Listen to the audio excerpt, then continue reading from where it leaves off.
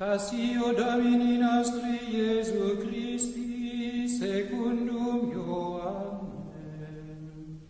In illo tempore, egressus es Iesus cum discipulis suis transtorrentem Cedron, ubi erat ortus in quem introivit ipse discipuli eius.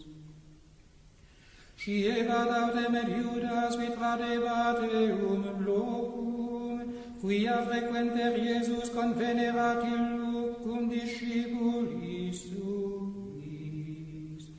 Judas ergo cum accepis sed cotem, et a pontificibus et Phariseis ministros, venit illo cum laternis et facibus et armis.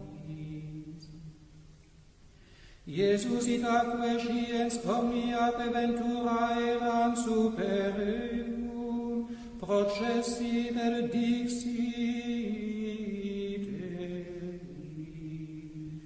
Quem queritis? responderunt ei, Iesum Nazarenum, dincideis Iesus. Ego sum.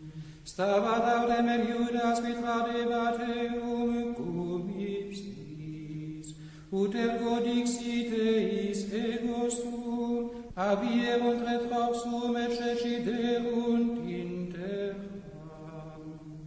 Iterum ergo interrogavit eos.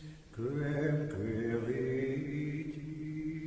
Illi autem dixerunt, Iesum Nazarenum, respondit Iesus.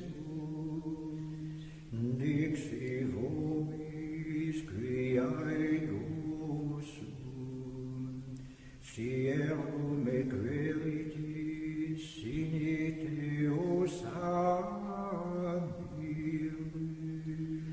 Ut impleretur sermo quem dixit, quia cose disi mihi non perdidi ex eis quem quam. Simon ergo